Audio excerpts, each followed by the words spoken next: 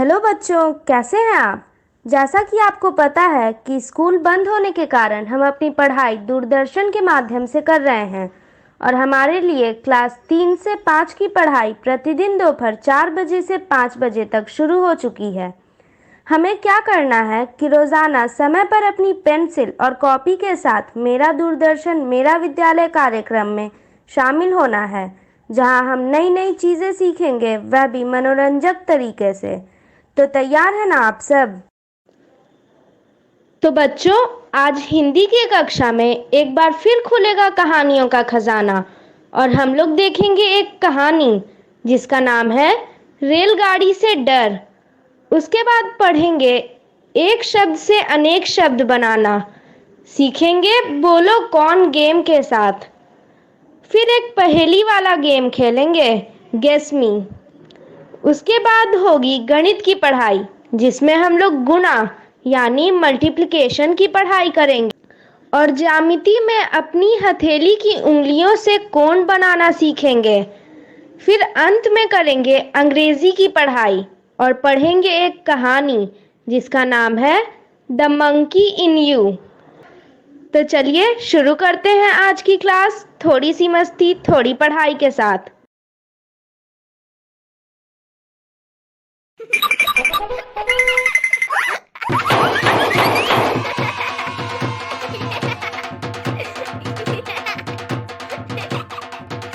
Hello दोस्तों, वक्त हो गया है थोड़ी सी मस्ती थोड़ी पढ़ाई का। रोज की तरह ही हम खेल खेल में कुछ सीखेंगे। हमारा ये साथ तो 1 घंटे बना रहेगा, पर ये 1 घंटा कब निकल जाएगा आपको पता ही नहीं चलेगा। जब इतनी सारी मस्ती में पढ़ाई होती है तो समय का पता ही नहीं लगता। अपने सारे भाई बहनों और दोस्तों को बुला लीजिए अपने साथ ये शो देखने के लिए। हम आज हिंदी और गणित सीखेंगे।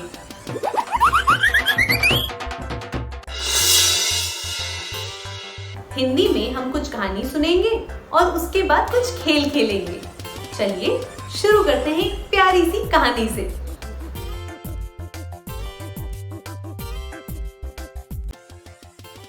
अरे ओ बिट्टू, कहाँ हो? जल्दी से आओ, तुम्हें एक खास बात बतानी है। क्या है काका? इस लॉकडाउन के बाद हम सभी दिल्ली घूमने जाने वाले हैं। वाह काका, मजा आएगा। मौसी भी होंगी साथ में? अरे बिट्टू, हम लोग सब होंगे। वाह, तब तो खूब मजा आएगा। लाल किला देखेंगे, कुतुब मीनार देखेंगे, अक्षरधाम मंदिर भी जाएंगे और जामा मस्जिद भी, लोटस टेम्पल भी जाएंगे। वाह, बहुत मजा आएगा। बिट्टू, वहाँ मेट्रो ट्रेन पर भी चढ़ेंगे, बहुत ही खूबसूरत है। ट्रेन में? नहीं काका, ट्रेन में नहीं। क्यों? ट्रेन में क्यों नहीं? मुझे ट्रेन से डर लगता है। वैसे तुम्हें क्यों डर लगता है? अरे मौसी, डर, घबराहट, पेट पे गुदगुदी जैसा सब होता है ट्रेन के नाम से ही। अरे बिटिया, तुम्हारी मौसी और हम तो तुम्हारे साथ में रहेंगे, फिर डर किस बात का होगा? पता नहीं काका, ट्रेन या गाड़ी के नाम से ही डर लगता है मुझे, पता नहीं क्यों। लेकिन शायद जब से मैंने टीवी पर एक प्रोग्राम देखा है तब से ही ये डर और लगने लगा है। उसमें ऐसा क्या था? अच्छा, अब समझी। जरूर तुमने कोई भूत वाला प्रोग्राम देख लिया होगा। पता नहीं मौसी, लेकिन रेलगाड़ी के सफर के बारे में सुनकर ही डर लगने लगता है। अच्छा, ऐसी बात है, तो एक कहानी सुनते हैं। कहानी? ये बिट्टू के डर के बीच कहानी कहाँ से आ गई? मौसी, जरूर ये रेलगाड़ी के डर से जुड़ी कहानी होगी। हाँ बिट्टू, बिल्कुल सही कहा तुमने। तो सुनो, पेश है काका के कहानी के खजाने से एक और कहानी, रेलगाड़ी से डर।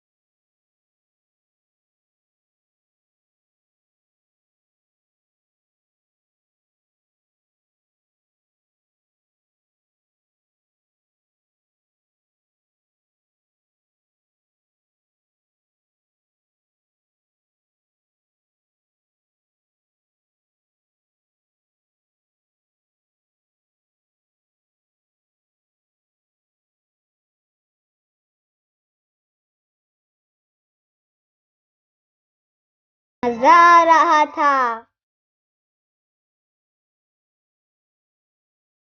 क्यों बिटिया, तुम्हारा डर कुछ कम हुआ या नहीं? डर तो काका वैसा का वैसा ही है, लेकिन डर को दूर भगाने के लिए एक उपाय मिल गया है। तो क्या तुम्हारे पास भी कहानियों की किताबें हैं?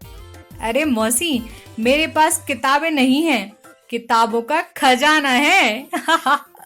मैं समझ गई बिट्टू, तुम किसकी बात कर रही हो। मैं भी समझ गया।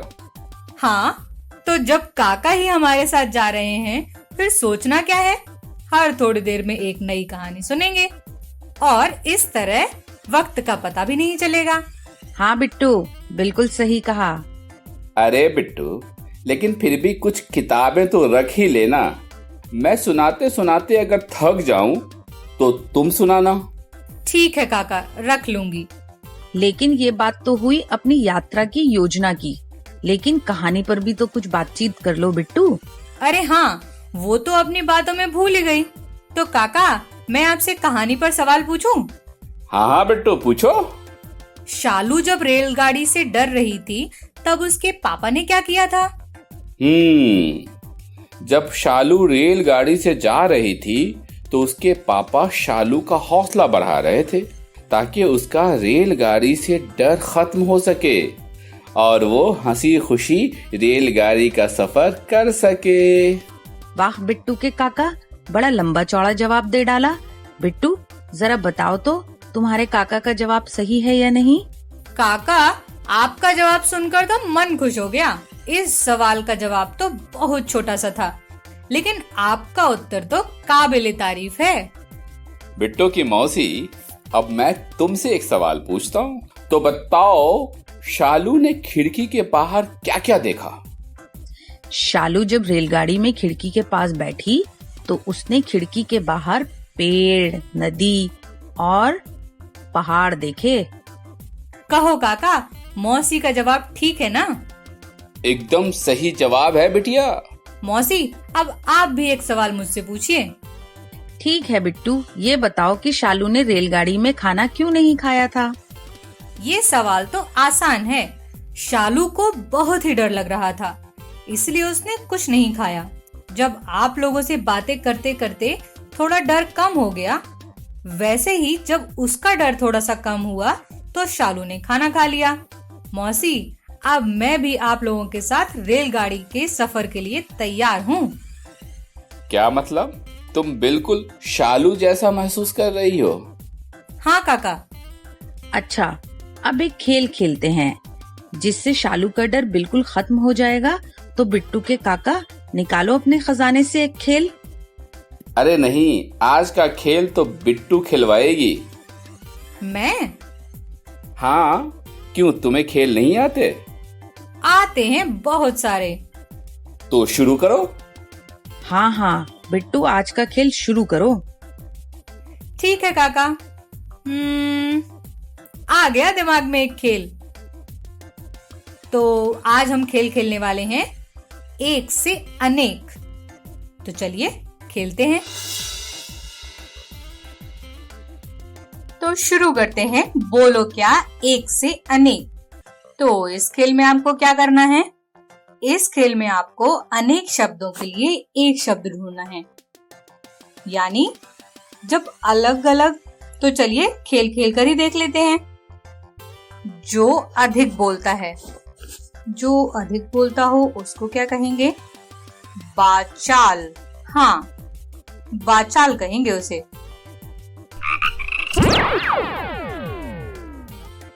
आगे चलते हैं। जिस भूमि पर कुछ ना उग सके, ऊसर, महात्मा, छिद्रनवेशी, चित्रकार। ऊसर किसे कहते हैं पता नहीं। महात्मा, जो महान आत्मा हो वो महात्मा। चित्रकार, जो चित्र बनाता हो। शायद इसका छिद्रनवेशी होगा। इसे ही क्लिक करके देखती हूँ। अरे ये तो गलत है। तो बचा ऊसर। ऊसर ही होगा पक्का। आगे चलते हैं। बिना पलक झपके, एकटक, प्रवासी, अत्याचारी, नीरस। इन चारों में से क्या है? प्रवासी तो मुझे पता नहीं, अत्याचारी जो अत्याचार करता है, नीरस इसका उत्तर एकटक होगा। यही होगा। जो सभी में सामान्य रूप से पाया जाए।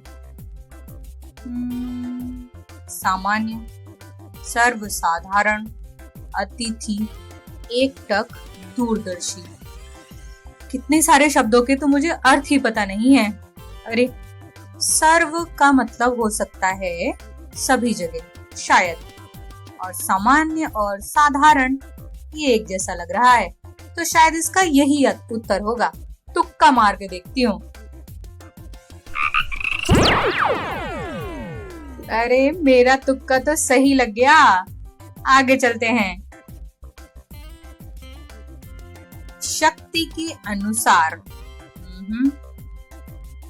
बालोपयोगी। निसंतान, जिसकी संतान ना हो उसको निसंतान कहते हैं। यथाशक्ति मुझे पता नहीं है। जलचर, जलचर, जल मतलब पानी और चर मतलब प्राणी। तो पानी में रहने वाले जीव जो हैं उनको जलचर कहते हैं।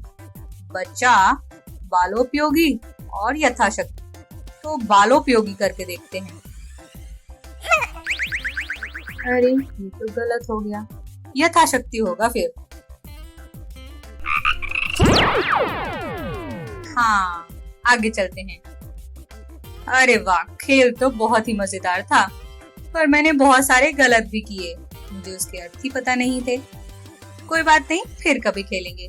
तो काका और मौसी, कैसा लगा खेल? अरे वाह बिट्टू, ये खेल तो बिल्कुल नए तरीके का है।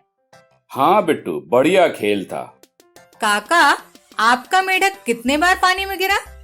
2-3 बार तो गिरा ही होगा। बिट्टू की मौसी, क्या हो तुम भी? मुझे तो सारे शब्द आते थे। अच्छा? हाँ। अच्छा काका, इसी बात पर आप ये बताइए, जो सप्ताह में एक बार आता हो उसके लिए एक शब्द क्या होगा? देखा, कहा था ना, 2-3 बार तो मेंढक जरूर गिरा होगा। अरे रुको बिट्टू की मौसी, सोचने तो दो। अपने दिमाग को परेशान मत कीजिए, उसे साप्ताहिक कहते हैं। हाँ हाँ, साप्ताहिक कहते हैं। हाँ मौसी, बिल्कुल सही। क्या बात है बिट्टू की मौसी, आज तुम्हारा दिमाग बिट्टू के फुर्तीले दिमाग की तरह तुरंत जवाब दे रहा है। अरे, मेरा दिमाग तो शुरू से ही फुर्तीला है।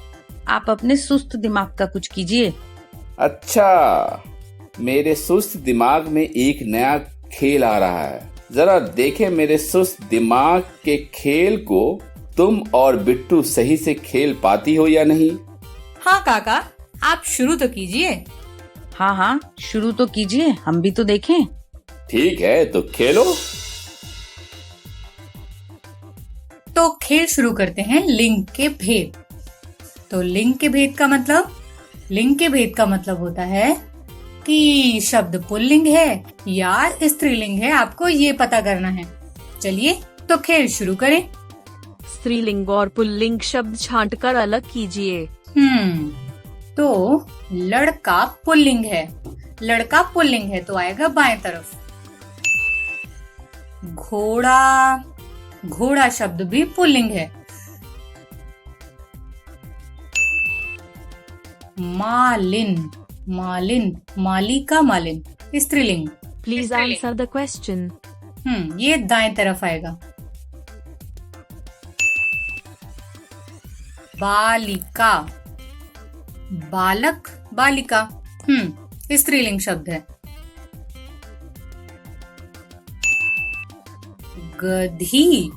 गधा का गधी होता है, ये भी स्त्रीलिंग शब्द है।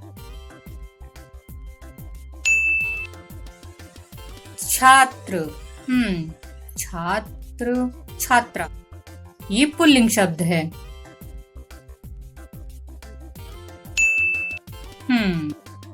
देखते हैं सही है या नहीं। Well done. लेखक, लेखक लड़के की तरफ। हाँ, महारानी लड़की की तरफ, महारानी। अध्यक्ष लड़के की तरफ। नायक लड़के की तरफ।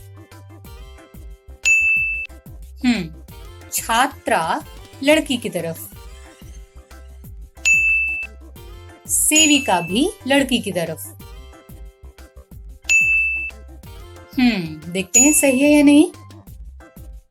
Excellent.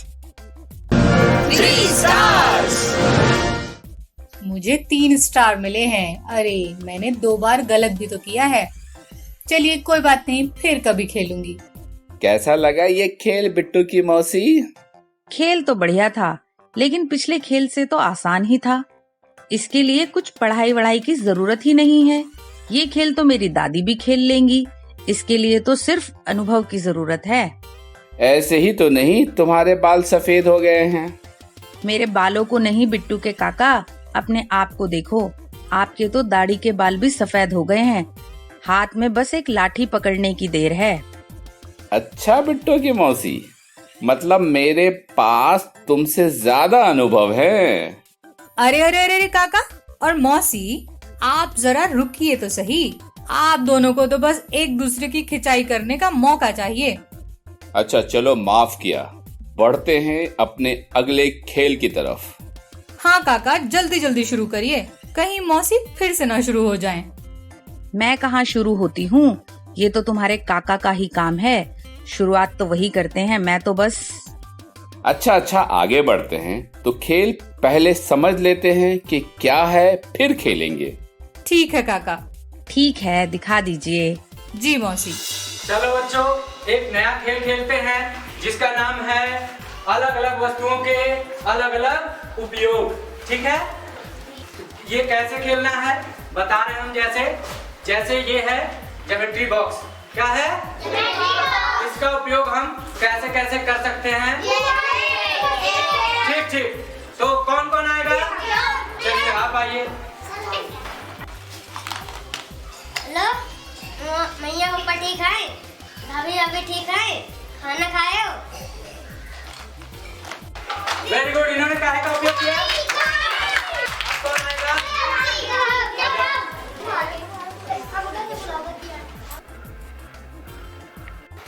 ये काहे का उपयोग कर रही हैं? वेरी गुड, ताली बजाओ इनके लिए। चलो राधिका आ जाओ।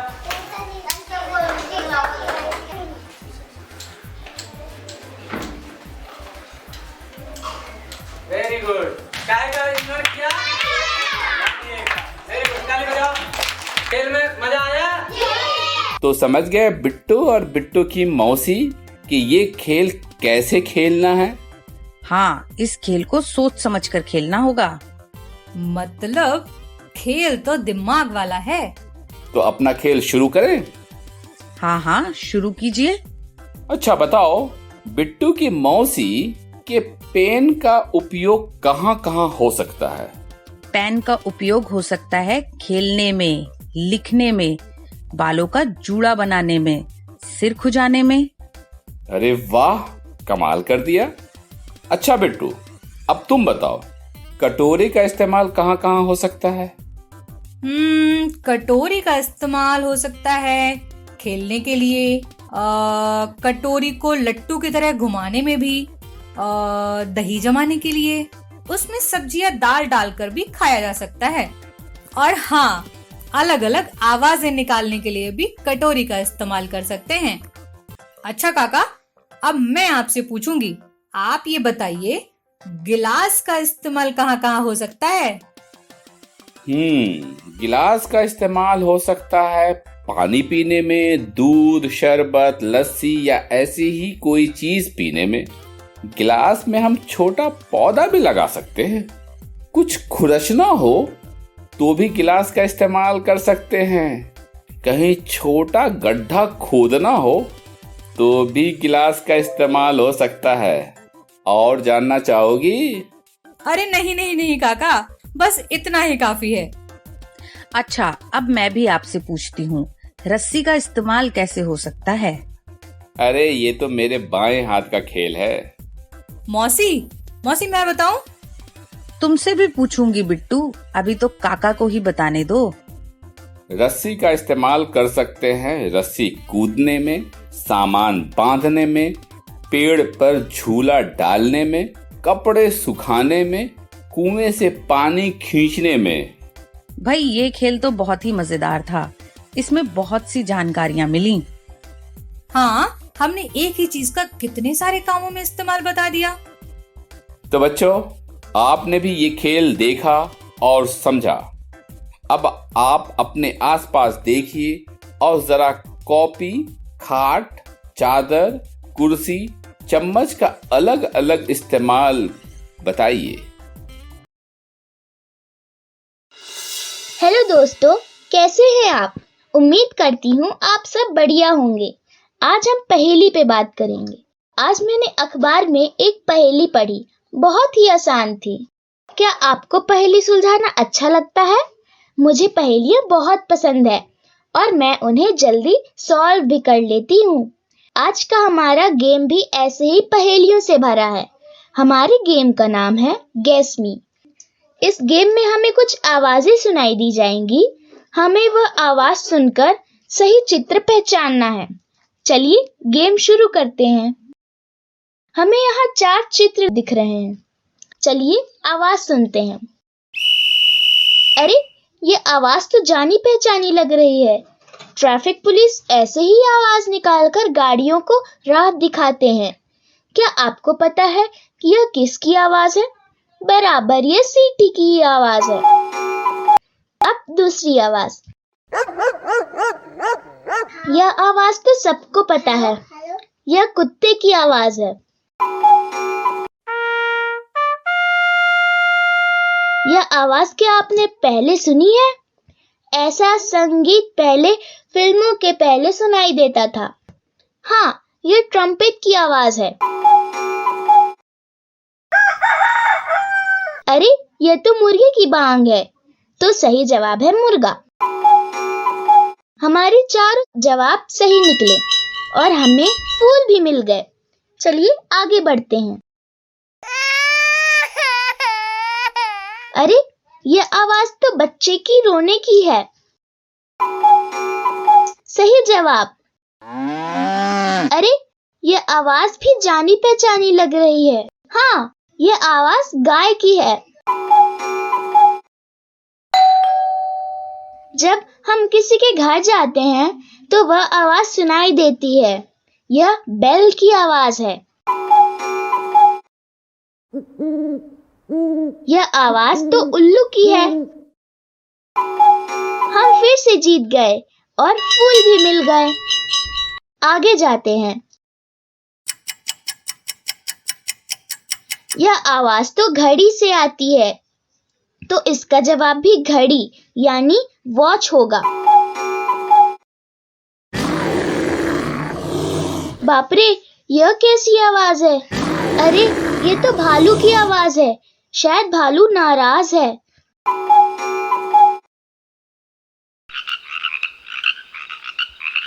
ऐसे तो मेंढक ही आवाज निकालते हैं, तो इसका जवाब मेंढक ही है। और यह आखिरी वाला आवाज उल्लू की है।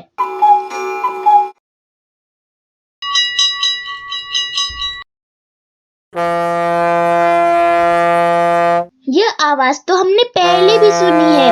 सही कहा, यह बोट की आवाज है। अरे, यह आवाज तो हम रोज सुबह ब्रश करते वक्त सुनते हैं। यह ब्रश की आवाज है।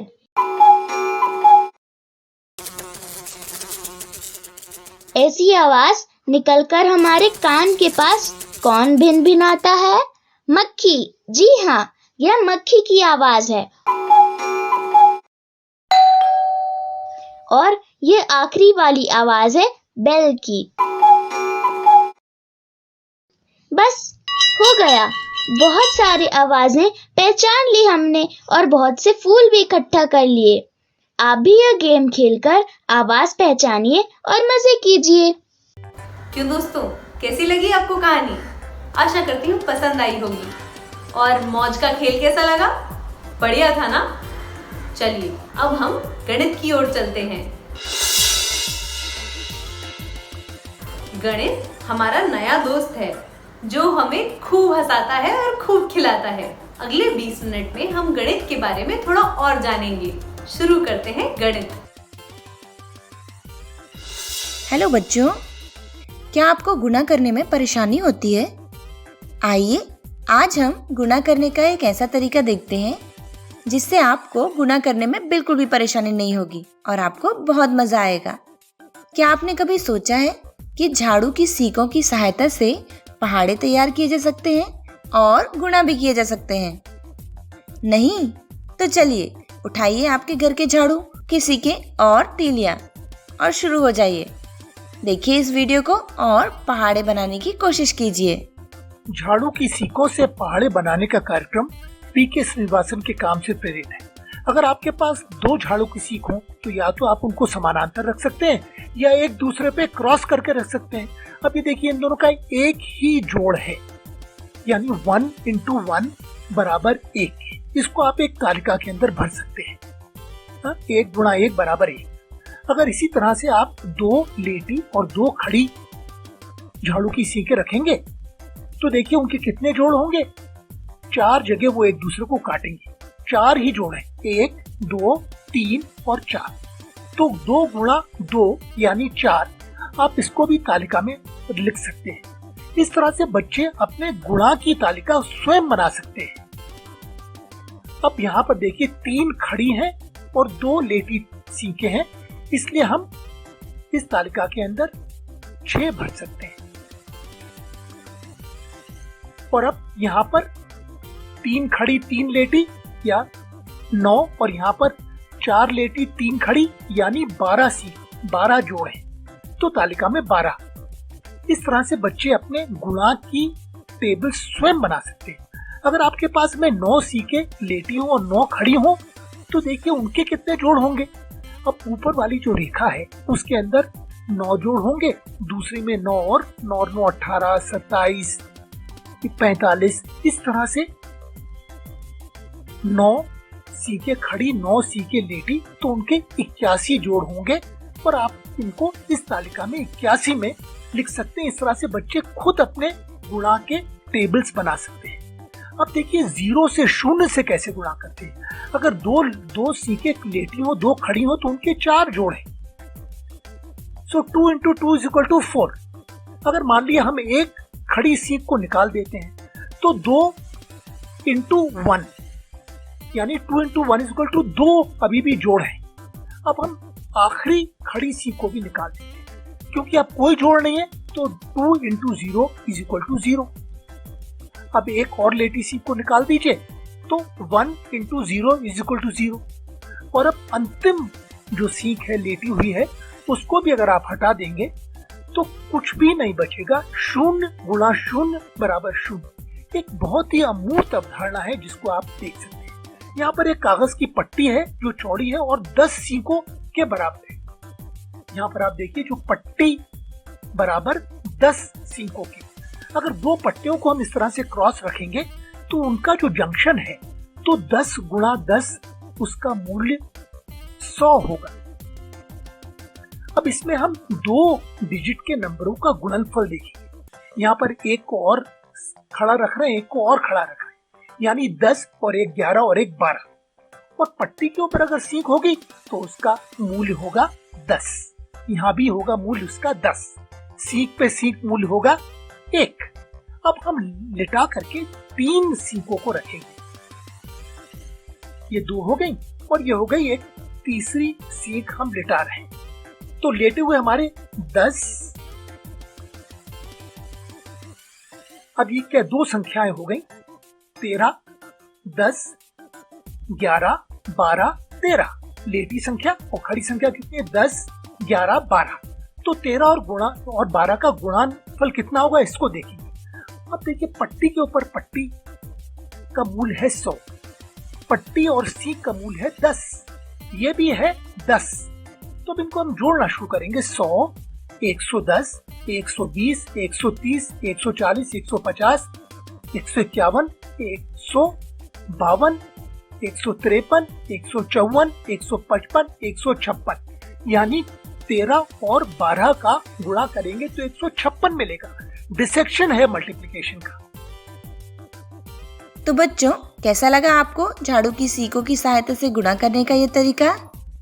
क्या आप घर पर बैठकर इस अनोखे तरीके से पहाड़े बनाना सीखना पसंद करेंगे? अगर हाँ, तो जल्दी से इस तरीके को अपने घर पर अपनाइएगा, करके देखिएगा और सीखिएगा। मुझे यकीन है कि आपने इस वीडियो को देखते देखते तो 2 का पहाड़ा बना ही लिया होगा। इसी तरह पढ़ते रहिए, फिर मिलेंगे। आइए आज हम गुणा के कुछ और सवाल हल करते हैं। तो सवाल है, एक किताब की कीमत 95 रुपए है, तो बताओ कि 24 किताबों की कीमत कितनी होगी। सबसे पहले हमें क्या जानकारी दी गई है उसे हम लिख लेते हैं। तो जानकारी दी है एक किताब की कीमत 95 रुपए है और पूछा क्या गया है कि ऐसी 24 किताबों की कीमत कितनी होगी। और मैंने बताया था ऐसे सवालों में हमें हमेशा गुणा करना होता है। अब हम इन्हें इकाई, दहाई, सैकड़ा और हजार में जमा लेते हैं। तो सबसे पहले 95 पे इकाई का स्थान है 5 का और दहाई का स्थान है 9 का। इसी तरह 24 में इकाई के स्थान पर 4 है और दहाई के स्थान पर 2 है। अब बारी है गुणा करने की। तो सबसे पहले इकाई का गुणा इकाई से। इस तरह 5 गुणा 4 बराबर हुआ 20। और अब दहाई का गुणा इकाई से, अतः 90 गुणा 4 बराबर हुआ 360। और फिर दहाई का इकाई से, इस तरह 2 नहीं, यहाँ पर तो 20 हो जाएगा और गुणा 5, अतः 100 प्राप्त होगा। और अब लास्ट स्टेप होगा दहाई का गुणा दहाई से ही, इसलिए 90 गुणा 20। इस तरह गुणा करने पर प्राप्त होगा 1800। अब बारी है इन सभी को जोड़ देने की। तो हम जोड़े, सबसे पहले इकाई के स्थान पर तो 0 ही है और ये दहाई के स्थान पर 6 और 2 8 हो गया और ये सैकड़े के स्थान पर हुआ कुल 12, इसलिए इकाई का लिख लेंगे 2 और 1 हासिल हजार पे। इस तरह 1 और 1 2। तो हमारा आंसर क्या आया? कुल आंसर आया 2280। अब अगले सवाल पे चलते हैं। एक पंक्ति में 12 आम के पेड़ हैं, तो बताओ कि ऐसी ही 34 पंक्तियों में कितने आम के पेड़ होंगे। सबसे पहले जो जानकारी दी गई है कि एक पंक्ति में 12 आम के पेड़ हैं और फिर जो यहाँ पर हमें ज्ञात करना है कि 34 पंक्तियों में कितने आम के पेड़ होंगे। करना क्या होगा? हमें गुणा करना होगा और फिर इन्हें इकाई, दहाई, सैकड़े और हजार में जमाने की बारी है। तो जमाया जाएगा सबसे पहले 12 पे इकाई है 2 और दहाई है 1। इसी तरह 34 में इकाई है 4 और दहाई का स्थान है 3। और अब इकाई का इकाई से गुणा, तो 2 गुना 4 प्राप्त होगा 8। फिर इकाई का दहाई से, अतः 10 गुना 4 प्राप्त होगा 40। फिर दहाई का फिर से इकाई से, इस तरह 30 गुना 2 प्राप्त हुआ 60। और अब लास्ट दहाई का दहाई से गुणा, तो 10 गुना 30 बराबर 300। इस तरह जब हम इन्हें जोड़ेंगे तो यहाँ पर इकाई पे 8 ही आ जाएगा और दहाई पे 6 और 4 10 होंगे, इसलिए इकाई का स्थान 0 होगा और हासिल पे 1 और 3 और 1 4। इस प्रकार हमारा उत्तर कितना आया? 408।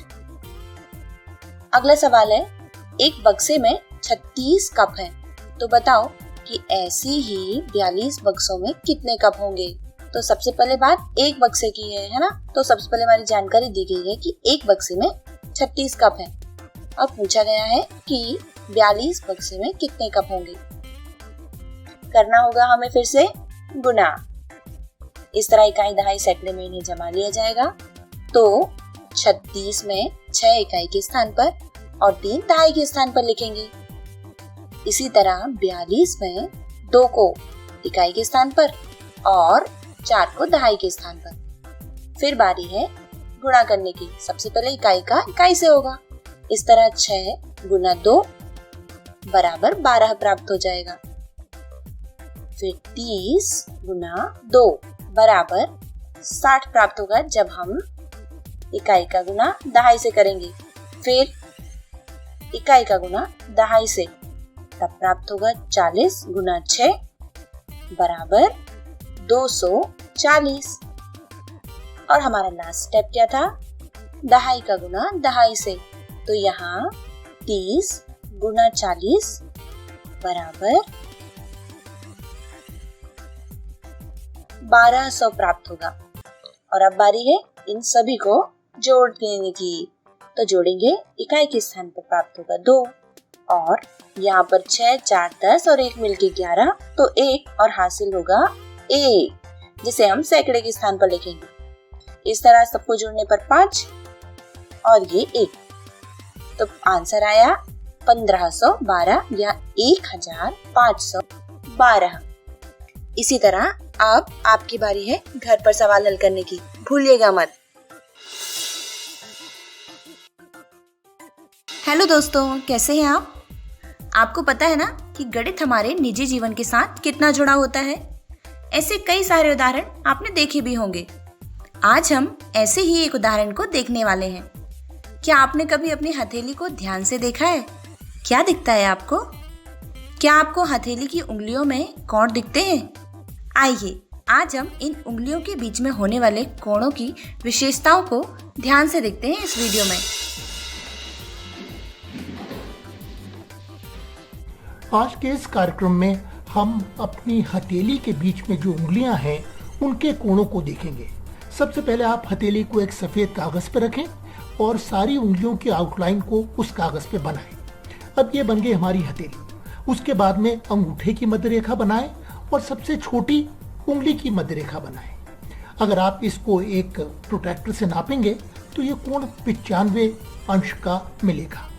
ये लोगों में थोड़ा सा 2-4 डिग्री भिन्न हो सकता है। अब इसी तरह से हम देखें कि एंगल AOE यानी छोटी उंगली और अंगूठे के बीच का कोण AOE 95 डिग्री का है।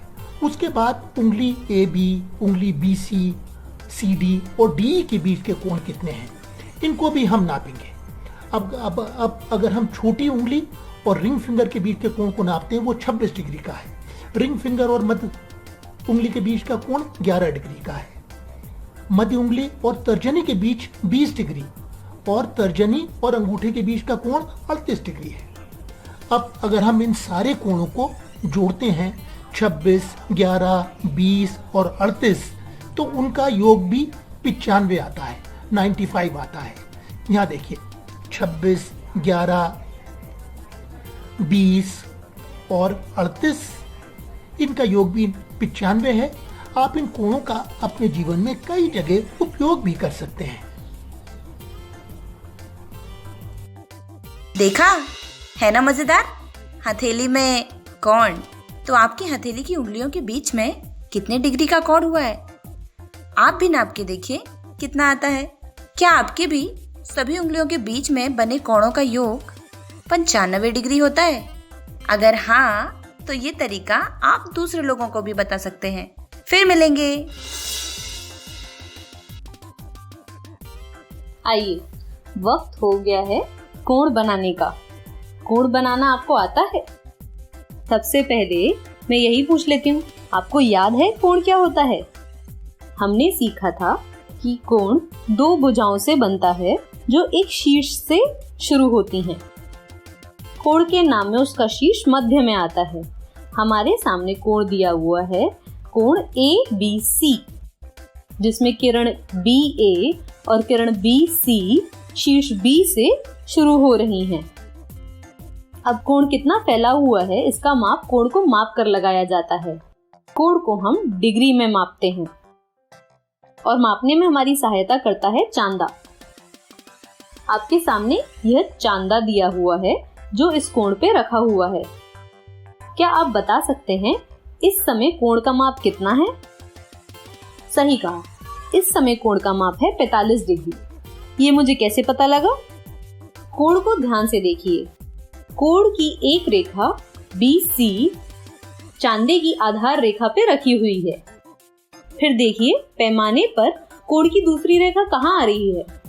इस समय कोण की दूसरी रेखा 45 डिग्री पर आ रही है, तो रेखा BA अभी 45 से होकर गुजर रही है, इसलिए कोण ABC का माप है 45 डिग्री। चलिए, आपने ये तो जान लिया। अब देखते हैं कि अगर यही कोण आपको 80 डिग्री का बनाना होता तो आप कैसे बनाते। अगर आपको यही कोण 80 डिग्री का बनाना होता तो आप एक रेखा BC को आधार रेखा पे रखे रहने देते, जैसे कि ये अभी रखी है, और फिर रेखा BA को 80 डिग्री पर लेके जाते। देखिए, अभी मैंने BA को 80 डिग्री पर रख दिया है, तो कोण ABC का माप हो गया है 80 डिग्री। अब आप समकोण के बारे में जानते हैं? देखते हैं समकोण क्या होता है। मैंने किरण BA को 90 डिग्री पे रख दिया है। इस कोण का माप है 90 डिग्री और इसको कहते हैं समकोण। समकोण बनाते समय बीच में यहाँ पे चौकोर आकृति बनाई जाती है। इससे पता चलता है कि यह कोण समकोण है। अगर इसी को हम थोड़ा और आगे लेके जाएं और 140 पर रख दें तो कोण कैसा हो जाएगा? देखिए, मैंने किरण BA को 140 पर रख दिया है। ध्यान से देखिए कि कोण अब और फैल गया है। जितना ज्यादा डिग्री का कोण होता है वह उतना फैलता जाता है। इसलिए हमारा कोण BA 70 पे था तो कोण कम फैला हुआ था, जब 140 पे था तो और फैला हुआ था, और अब अगर हम इसे 180 पर लेके जाएं तो ये पूरी एक सीधी रेखा जैसा बन गया है। 180 डिग्री कोण होने पर रेखा BA और रेखा BC एक सीधी लाइन बना लेती हैं और ABC एक सीधी लाइन में आ जाते हैं। इसको ऋजु कोण कहते हैं। आपके घर में जो चांदा होता है उसमें अधिक से अधिक 180 डिग्री का कोण ही मापा जा सकता है, क्योंकि वह यहाँ दिए गए चांदे के आधा होता है। अभी हम इतना ही माप करेंगे। चलिए, अब मुझे बताइए कि अगर मैं 20 डिग्री का कोण बनाऊं तो वह अभी दिए हुए कोण से छोटा होगा कि बड़ा? सही कहा, वह अभी दिए हुए कोण से छोटा होगा। यहाँ पे 20 डिग्री लिखकर देखते हैं। देखिए, अब कोण ABC कितना छोटा हो गया है। अब बताइए, अगर मैं इसको 160 का बनाऊं तो क्या वो 180 डिग्री से छोटा होगा, बड़ा? देखिए, 160 डिग्री का कोण 180 वाले कोण से छोटा है पर 20 डिग्री वाले कोण से बड़ा है। अच्छा, तो समकोण अभी दिए हुए कोण से छोटा होता है या बड़ा होता है? सही कहा, समकोण 160 डिग्री से छोटा होता है क्योंकि समकोण 90 डिग्री का होता है। आप एक बार देखना चाहेंगे कि 1 डिग्री का कोण कैसा दिखता है? ये देखिए, 1 डिग्री का कोण ऐसा दिखता है। रेखा AB और BC एक दूसरे से थोड़ी थोड़ी अलग हैं, बिल्कुल एक दूसरे के ऊपर नहीं है, पर उन दोनों के बीच में जगह बहुत कम है और यह जगह सबसे ज्यादा 180 पर हो जाती है। अब देखिए, किरण BA और BC एक दूसरे के बिल्कुल उल्टे हैं। ये इस समय एक दूसरे से उल्टे होकर 180 डिग्री का कोण बना रहे हैं। आशा करती हूँ आपको कोण के बारे में काफी कुछ इस वीडियो से पता चल गया होगा। क्या आप अब खुद कोण बनाने की कोशिश कर सकते हैं? और ये भी देखिए आपके आसपास समकोण कहाँ कहाँ दिखाई देता है। आपको जरूर पता चलेगा कि समकोण आपके आसपास बहुत चीजों में होता है। आपको भी बहुत गुस्सा आता है? अक्कू को भी आता है। अरे नहीं नहीं, मैं को नहीं, मैं हूँ दीक्षा, मैं ओरेकल स्वयं सेवक हूँ और आज मैं आपके लिए लाई हूँ एक दिलचस्प कहानी। इसका शीर्षक है अक्कू हुई गुस्सा। इसे लिखा है विनायक वर्मा ने और चित्र भी उन्होंने ही बनाया है। इसका हिंदी में अनुवाद किया है मधुबाला जोशी ने। ये प्रथम बुक्स प्रकाशन की पेशकश है। इस कैंपेन का नाम है एक दिन एक कहानी। तो आइए चलिए देखते हैं अक्कू को गुस्सा क्यों आया और अगर हमें भी इतना गुस्सा आए तो क्या करें। स्कूल की घंटी बजी, छुट्टी की घंटी। सारे बच्चे शोर मचाने लगे, बस अक्कू को छोड़कर। वो बहुत गुस्से में थी। फिर जब स्कूल खत्म होने के बाद पिताजी रोज की तरह साइकिल पर उसे लेने आए और जब सूरजमुखी के खेतों से उनकी साइकिल गुजरी तो पिताजी ने बोला, अक्कू अक्कू देखो कितने सुंदर सूरजमुखी के फूल हैं। ये बहुत पीले हैं, इससे मेरी आंखें चौंधिया जाएगी। अक्कू चिड़चिड़ाई, वो बहुत गुस्से में थी। अक्कू देखो देखो, जरा बंदरों को तो देखो। अप्पा ने उनके घर की छत की तरफ इशारा करते हुए देखा। छी बदमाश बंदर, छू छू, जाओ भागो शू। अक्कू ने बोला, लो थोड़ी सी छाछ पी लो। अप्पा बोले, मुझे नहीं पीनी छाछ वाछ। ओह थोड़ी सी तो पी लो, अप्पा बोले। फिर अक्कू ने छाछ का एक घूंट लिया। अरे ये छाछ तो बिल्कुल बुरी नहीं है, उसने सोचा। एक घूंट और ऐसा करते करते सारा गिलास खाली हो गया। लो अक्कू थोड़ा सा बड़ा खा लो, अप्पा बोले। ओफो मुझे नहीं खाना। अब अक्कू खींची, बस थोड़ा सा। अच्छा ठीक है, अक्कू ने कहा और जरा सा बड़ा खा लिया। अरे ये तो बहुत अच्छा है। उसने थोड़ा सा और खाया, नन्ना सा गा और ऐसे करते करते प्लेट खाली हो गई। शाबाश अच्छी बच्ची, अप्पा ने बोला। अब मुझे बताओ तुम इतनी गुस्से में क्यों हो? नहीं नहीं कुछ नहीं, अक्कू ने कहा। मेरी वजह से गुस्से में हो? नहीं। अम्मा की वजह से? नहीं। तो क्या स्कूल में कुछ हुआ? शायद। अच्छा अक्कू ऐसा करो, तुम्हारे साथ जो कुछ भी हुआ क्या तुम उसका चित्र बना सकती हो? अप्पा ने पूछा। ये लो एक बढ़िया सा कागज और कुछ रंग। अक्कू ने सोचा और वो चित्र बनाने लगी। अक्कू ने थोड़ा सोचा और उसने एक ईंट बनाई। ये है वो ईंट, मैं सुबह इससे टकराकर गिर गई थी। अक्कू ने कहा, ये बहुत ही बेकार ईंट है, इससे ठोकर खा के मैं गिर गई। ठीक कहा तुमने, ये तो बहुत ही बेकार ईंट है, अप्पा ने बोला। फिर उसने एक लड़के का चित्र बनाया। ये बिक्कू है, बहुत ही बुरा लड़का है। जब मैं गिर गई थी तो ये मुझ पे हंस रहा था। अरे बहुत बुरा लड़का है ये, अप्पा बोले। कोई गिर जाता है तो उस पर हंसना नहीं चाहिए, बुरी बात है। फिर उसने एक इडली की तस्वीर बनाई। ये मेरी इडली है, अक्कू ने बताया। जब मैं गिर गई थी तो ये मेरे टिफिन बॉक्स से गिर गई और सब हंसने लगे। और उसके बाद उसने एक कौवे की तस्वीर बना दी। उसने कहा कि ये कौवा बहुत बदमाश है, जब मेरी इडली गिरी तो ये उसे लेकर उड़ गया।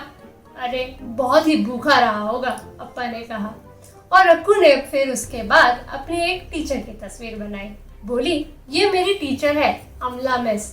जब मैं गिर गई तो इन्होंने मेरी मदद की और फिर मुझे गले लगा लिया। ये तो उन्होंने बहुत ही अच्छा किया, अप्पा बोले। फिर उन्होंने मेरे गाल पर चुटकी काटी, अक्कू ने बताया। मुझे बिल्कुल अच्छा नहीं लगता कोई मेरे गाल पर चुटकी काटे। ओहो, गले पर चुटकी काटने पे तुम्हें तकलीफ हुई होगी ना? थोड़ी सी, लेकिन मैं ठीक हूँ। चलो अच्छा है, अप्पा बोले। उसके बाद अप्पा ने बताया, अरे देखो अक्कू, तुमने कितने बढ़िया चित्र बनाए हैं। तुम वास्तव में एक कलाकार हो। क्या तुम अपनी अम्मा के लिए भी कुछ अच्छा सा बना सकती हो? ठीक है, अक्कू बोली। उसने एक चित्र बनाया। यह एक छोटा सा सफेद चूहा है और एक चित्र बनाया और कहा ये एक नाव है। ऐसे करते करते उसने एक के बाद एक बहुत सारे चित्र बना दिए। ये नारियल का पेड़ है और ये सूरजमुखी का फूल और ये आपकी साइकिल है अप्पा, और एक कुत्ता भी बनाया और ये रहा एक मेंढक। थोड़ी ही देर में अक्कू उस बेकार सी ईंट को भूल गई जिससे वो टकराकर गिरी थी और उस बदमाश लड़के को भी जो उस पर हंस रहा था और इडली चुराने वाले बदतमीज कौवे को भी और तो और वो ये भी भूल गई कि वो गुस्से में थी। तो इसी तरह से अगर आप भी गुस्से में हो तो ये 10 चीजें करें। जोर जोर से हंसें और हवा में अपनी बाहें फैलाएं, उछले कूदें, धीरे धीरे, बहुत धीरे धीरे सांस अंदर लें और बाहर छोड़ें। थोड़ा पानी या छाछ पी लें, फल का एक टुकड़ा खाएं या जरा सा गुड़। किसी बड़े व्यक्ति को बताएं कि आप कैसा महसूस कर रहे हैं। इसकी ड्राइंग बनाएं या इसमें रंग भरें। मिट्टी के ढेर से खेलें। अपने गुस्से के बारे में एक गीत भी बना सकते हैं, फिर ऊंची आवाज में गाएं, बंदर की तरह नाचें। तो ये थी अक्कू और उसके भयंकर गुस्से की कहानी। मैं आशा करती हूँ कि अगर आपको भी कभी इतना गुस्सा आए तो ये कुछ बातें आपकी सहायता करेंगी।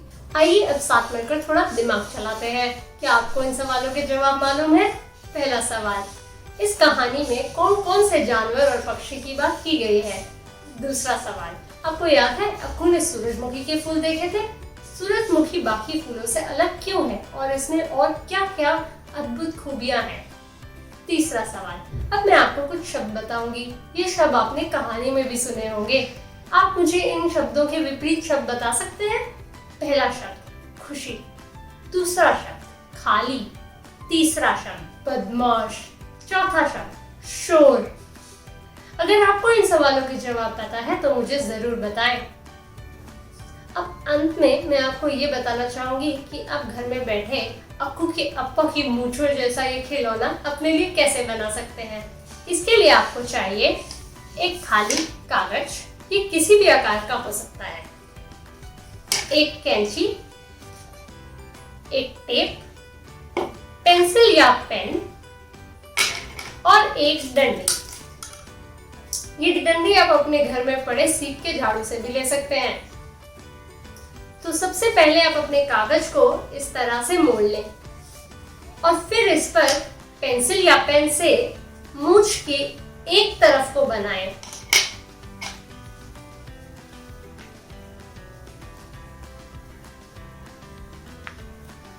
अब इसे दोनों कागज को इकट्ठे काट लें। काटने के बाद ये कुछ इस तरीके का दिखेगा और अगर आप इसे खोलेंगे तो ये दोनों तरफ की मूंछ बन जाएगी। आप अपने कागज को काले रंग से रंग सकते हैं। मेरे पास पहले से ही काला कागज पड़ा था। इसे लें और अपनी डंडी को लें। इसे इस मूंछ के टुकड़े को इस डंडी पर यहाँ पर ऐसे टेप के एक टुकड़े से चिपका दें। जब ये इस डंडी से चिपक जाएगा और तो आप इसे ऐसे पकड़कर खेल सकते हैं और ले आपका खिलौना तैयार है। मुझे सुनने के लिए धन्यवाद। फिर मिलते हैं।